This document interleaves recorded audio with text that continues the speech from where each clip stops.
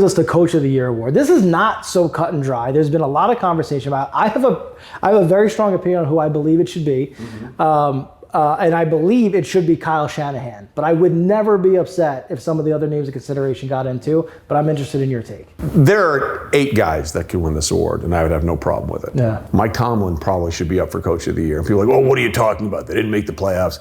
They made the transition. The hardest transition for a coach to do or a team to do is move on from a Hall of Fame franchise quarterback to the next guy. Absolutely. And unless you go, Montana to Young, or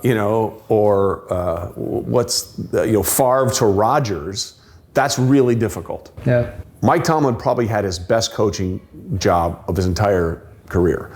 Moving on from Ben Roethlisberger, starting terrible, and then having a chance going into the last week of the season to potentially make the playoffs with a rookie quarterback. He still hasn't had a losing season. Still never had a losing season. And this might be Mike Tomlin's best coaching job. I think it's probably going to go to Nick Sirianni because the way they set up the award, it's okay, who had the best record and who did the most.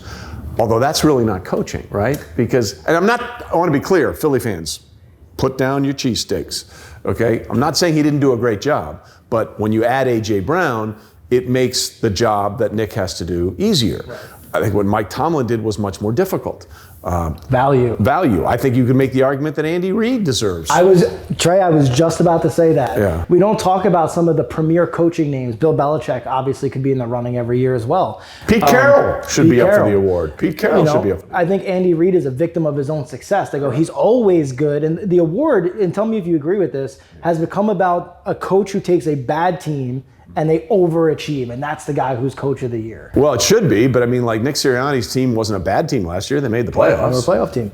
They made. Look, I don't care who wins it. I mean, the Coach of the Year thing is the most subjective and the least objective of all these awards. That's a great point. Because again, what makes good coaching? Is it having a really good record with a really good team, or getting the most you can out of a team that isn't that good? To me, I would argue that's better coaching. I'm with you. That's better coaching, or a better coaching job. Did I make chicken salad and a chicken you know what? Yeah. You know what I mean? Yeah. That to me would be the best. But I have no problem if Shanahan wins it. I have no problem if Peterson wins it. I have no problem if Sirianni wins it. I have no problem if Andy Reid wins it, even though they're not up for it. Any of those candidates, I have no problem with.